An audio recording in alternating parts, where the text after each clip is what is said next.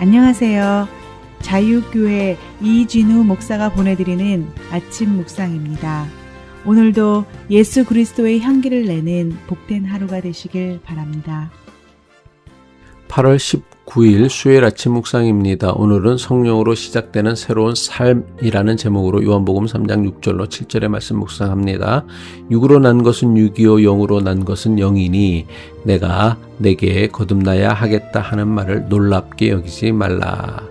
새로운 일상을 시작하는 아침을 열어주신 하나님의 은혜에 감사합니다. 오늘도 우리의 굳은 마음을 새롭게 하시는 성령의 도우심을 힘입어 복된 하루 살아가시길 바랍니다.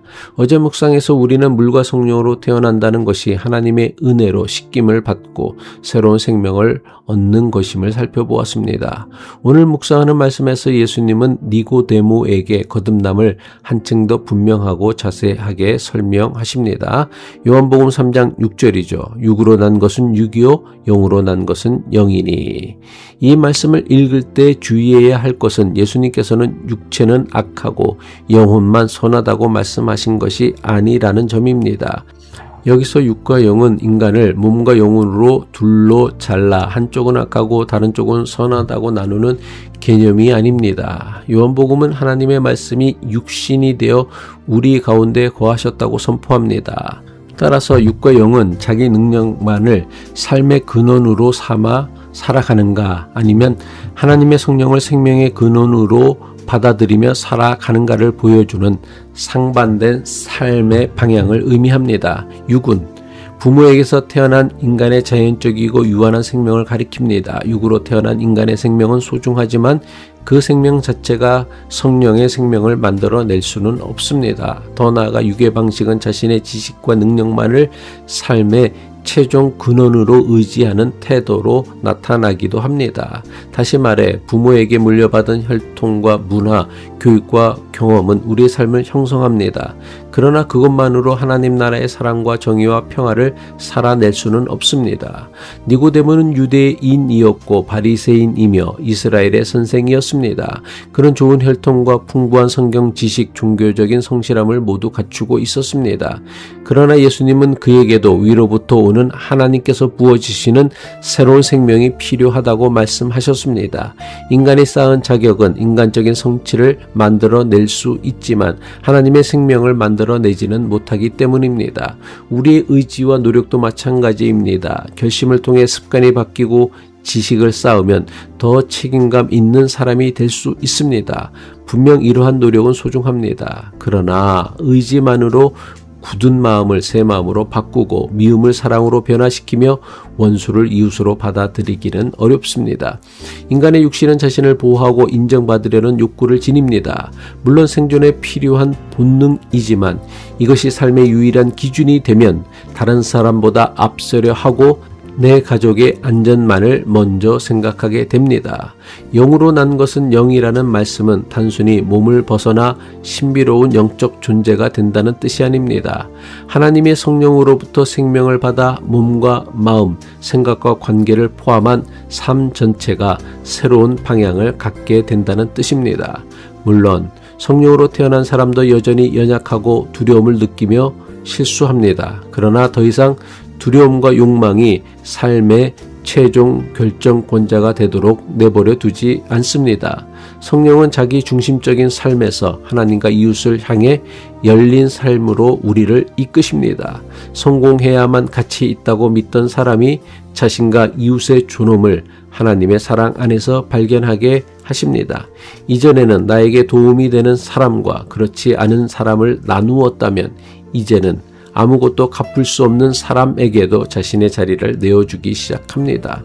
이전에는 상처 때문에 마음의 문을 굳게 닫았다면 이제는 자신의 안전을 지키면서도 상처가 미움과 복수의 주인이 되지 않도록 성령께 맡깁니다.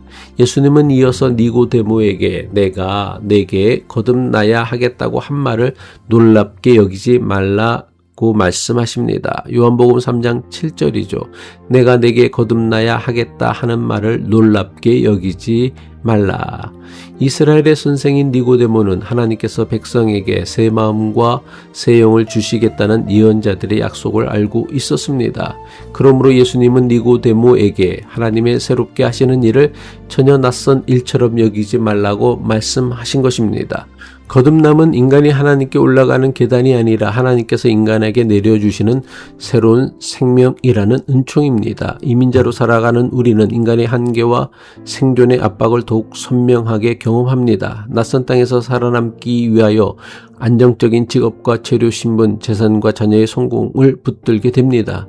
물론 이런 노력은 가족을 지키기 위한 소중한 수고입니다. 그러나 생존의 논리만이 인생을 지배하면 사람을 도움이 되는 사람과 부담스러운 사람으로 나누고 실패한 자신을 무가치한 존재로 여기게 됩니다.